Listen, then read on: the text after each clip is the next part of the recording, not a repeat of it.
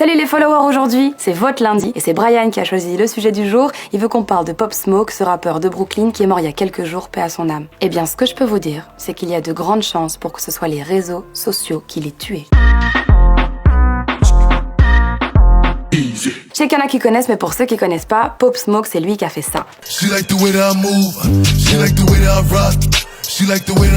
Vous avez peut-être vu passer l'info. Pop Smoke, de son vrai nom Bashar Jackson, est décédé mercredi dernier. Il a été assassiné lors d'un cambriolage dans sa maison à Los Angeles. Des individus sont entrés chez lui, par effraction, ils n'ont pas hésité à tirer des coups de feu, ça l'a gravement blessé et ils se sont enfuis. Pop Smoke, quant à lui, a été transporté en ambulance à l'hôpital de West Hollywood, où il a été déclaré mort. Pour l'instant, les suspects n'ont été ni attrapés, ni même identifiés. Vous voyez quand vous postez des photos de vous sur les réseaux, où vous êtes dans votre jardin, ou devant votre porte d'entrée, ou bien avec votre billet d'avion, ou encore avec vos biens, vous vous mettez en danger sans le savoir. Eh bien, dans le cas de Pop Smoke, c'est certainement cette photo qui a mené à sa mort dans de telles conditions. Vous voyez, on y voit un sac cadeau de la marque Amiri, avec son adresse postale complète. Et là tu vas me dire, bah évidemment, s'il met son adresse sur Instagram, on va savoir où il habite. Moi aussi ça me paraît évident, mais je pense que ça valait la peine de le rappeler. Trop montrer sa vie sur les réseaux sociaux peut être dangereux. Tu vois, quand tu postes un truc sur les réseaux sociaux pour bomber, pour partager ta joie avec les gens, tu sais pas comment ça va être perçu de l'autre côté et par qui. On ne sait jamais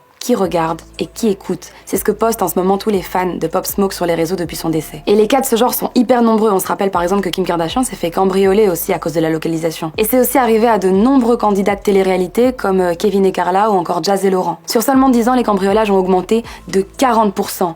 Et comme par hasard, sur 10 ans, les réseaux sociaux ont pris une autre place aussi. Et ça, c'est pas trop le hasard, si tu veux mon avis. Bon, les spécialistes là qui adorent poster des photos de leurs billets d'avion avant l'embarquement, c'est chaud. N'importe qui peut accéder à tes informations de vol et les modifier. Ta carte d'embarquement, elle précise souvent ton code de réservation à 6 chiffres et ton nom. Et grâce à ces deux informations, on peut en avoir beaucoup plus. Et alors ceux qu'on connaît par cœur, c'est ceux qui adorent annoncer leur date de départ en vacances et le temps qu'ils vont rester à l'étranger. Alors qu'il faut savoir que en France, par exemple, 78% des voleurs se renseignent sur les réseaux sociaux avant de commettre un cambriolage. Alors pourquoi ne pas poster tes photos une fois que t'es déjà rentré? C'est peut-être plus sûr. Bon, l'erreur qu'on fait tous, et j'avoue moi aussi, c'est de poster quasiment la liste exhaustive de tout ce que t'as comme bien matériel à la maison. Quand t'as des bijoux, une nouvelle paire ou des trucs de valeur comme un GSM, un iPod, etc.